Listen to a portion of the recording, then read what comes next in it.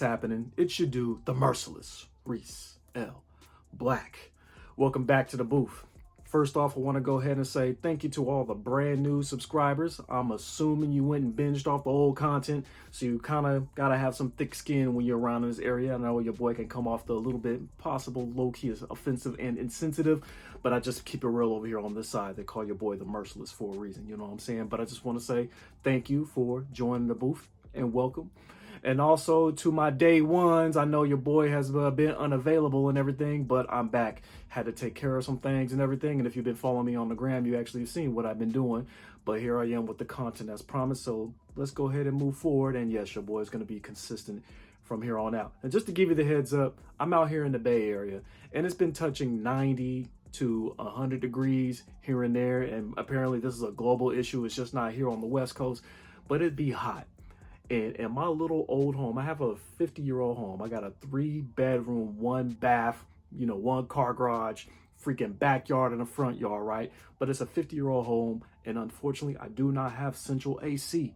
So what happens is when I try to film, it could get hot in my office. So therefore, if it's 90 outside, it's 100 in the house, and I don't want to film when I'm sweating. So I had to wait for it to cool down before I could go ahead and jump back on the cam, you know what I mean? But hey, I'm back in the booth, so let's go ahead and get right down to the nitty gritty. Have you ever wondered, why is Reese's skin always so popping? No? Oh, so you've never sat there and thought about, man, why is this man's forehead and freaking cheekbones always so silky smooth and clear? Man, forget y'all. No, I'm just messing with you. Your dude has actually been on his Teach Hanley kick. And I'm telling you, once you find a skincare regimen that actually works and you stick to it, I'm telling you, you're going to end up getting the results that you've been looking for. Right here, you have the wash that I use daily, and I'll also have the scrub. So if you are interested in getting those same good results, please, in the description down below, make sure you hit the link. It's going to launch you to the Teach Hanley website, and make sure you use the code CO2RAWCAST so you could grab you a discount. And I guarantee you'll have a good evening. So I wanted to go ahead and talk about something that's been talked about for a while now, but I wanted to give my 2 cents on it. My top 5 reasons on why women are so-called masculine. Now, Reese, you've been gone for all this time, so why are you coming back with this BS? I know. What it is it's not what you think. There are reasons why, of course, women may react to certain things, especially when it comes to dating or especially when it comes to a conversation. Some of you men out there probably just catch women on a bad day. You do, right? A lot of you guys see TikToks and a bunch of reels and a bunch of IG lives and anything that's trending in Shade Room or World Star or Hollywood Unlocked, where it just seems like a woman is just out of her femininity.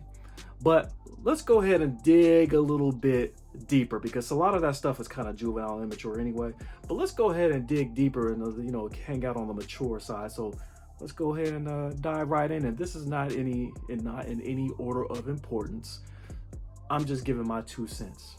So one of the things that I thought about is the competition in the workforce.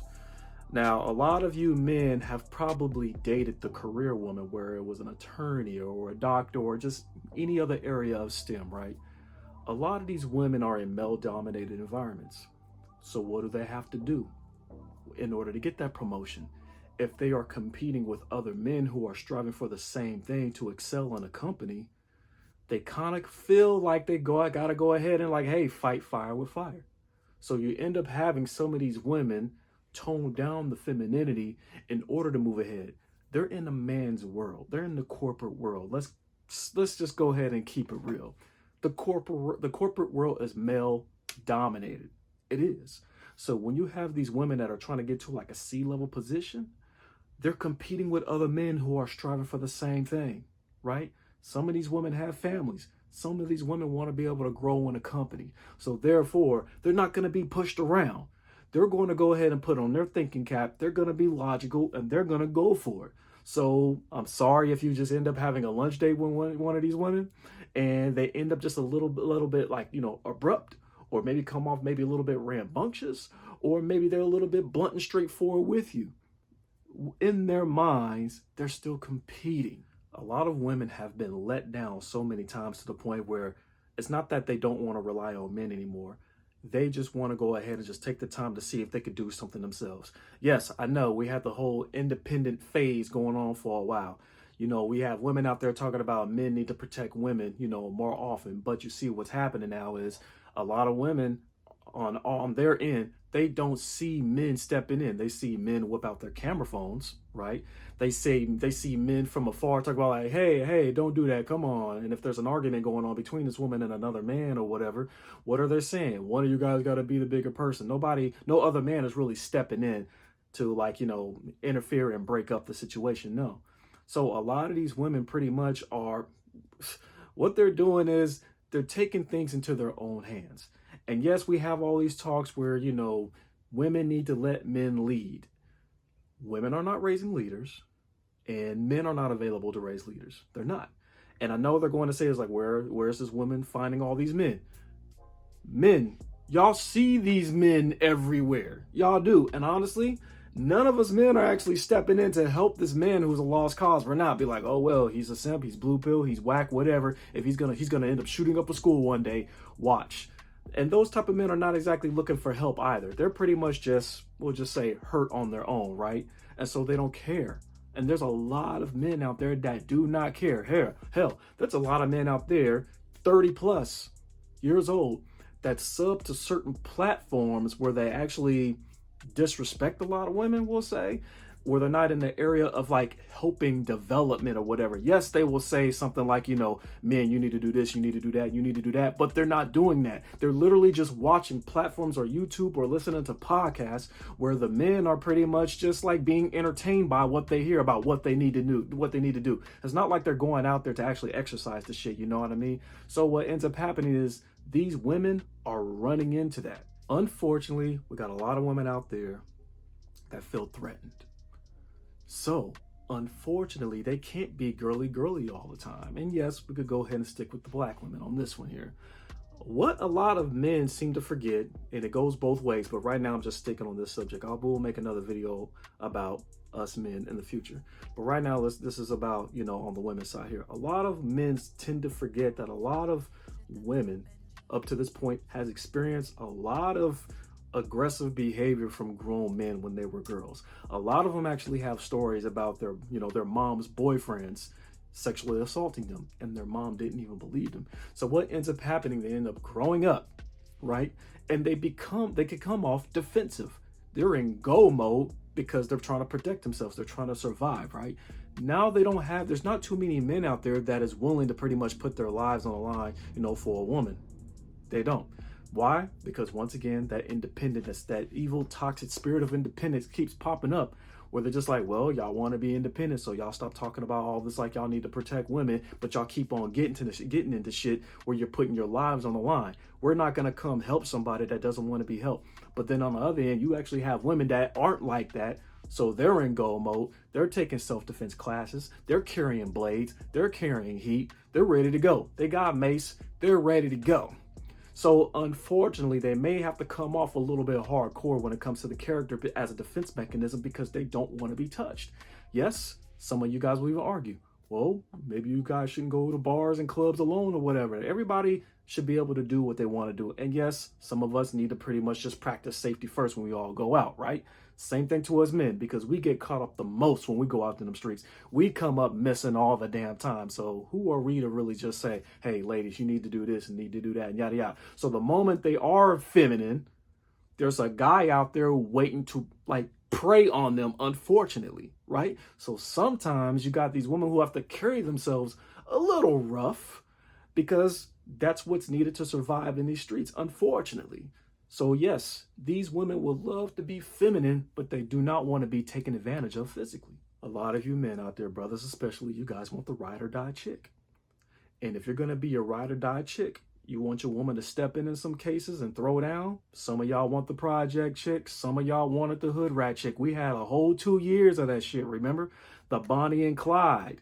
What type of ride or die chick do you want? Do you want her to step in and get down or not? A lot of y'all actually have fantasies of like, you know, messing with women that were kind of on some martial arts shit. Y'all seen the movies or whatever. A lot of y'all thought Halle Berry had it going on in John Wick when the way she was like chopping all those dudes down with them guns and them dogs and everything. Some of y'all men out there think that is sexy when a woman can throw down.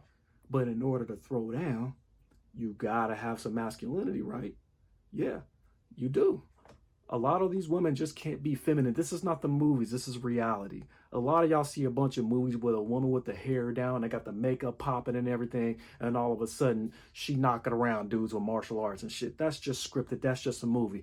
If anybody knows reality, the closest we can actually get to something actually realistic with a woman who can throw down and they actually have an attitude is Low Down Dirty Shame. Y'all remember Peaches? Yeah, y'all do. She had a mouth on her, right? And she was beating up Sally Richardson. That fight scene looked like that, like they were two men. But anyways, a lot of you men want the ride or die chick. Y'all do. In order to be ride or die, you're going to basically have to tone down some femininity, right? You're going to have some type of masculine energy because you got to get ready to get physical. So my thing is this: be careful what you ask for. See, the thing is, on our end, a lot of us, we tend to just keep on listening to the men's problems, which we should. But a lot of us are not objective. Go listen to what these other women are complaining about. And yes, they have every right to complain because you guys know, we've seen the men that are speaking. We see the men on these platforms. A lot of us men, we don't get along with the MGTOWs and all of that and the black pillars and all of that, you know, because they're threatening. Sometimes they're threatening to our spaces. You know what I mean? I'm just a family guy and everything, you know, who likes to be a good example, a good role model of self-improvement and things of that nature, right? But we also have another clan of men that loves to see women fail. And women have now caught on to all of that. They have now seen the platforms that some of these other men are watching. They're just like, wow. So they get frustrated. Platforms like mine grow slow. But the platforms on the other end where, you know, they're like crazy MGTOW and they're crazy disrespectful to women and all of that, those grow at a fast exponential rate. And I wonder why. So it's almost as if there's like less than 10% of men who practice self-improvement, who have game, that are barely around being very vocal. But on the other end, MGTOW, higher, red pill, and y'all know I'm talking about the bonehead red pillars, you know, the ones that are not smart, the ones that just, you know, hate all women damn near, you know. Those are the platforms that get the most exposures, the most views, and the most subs. So those women are running into those men. Just look at the damn numbers, right? They don't want to deal with that. So, of course, they have a frustration. So just imagine they can't find anybody to connect with. They can't find anybody to build with. And what's worse is, these also are the same dudes who got some lame bed game. But anyways, I just want to go ahead and throw that vid out there, and y'all know how I do. I'm out this piece.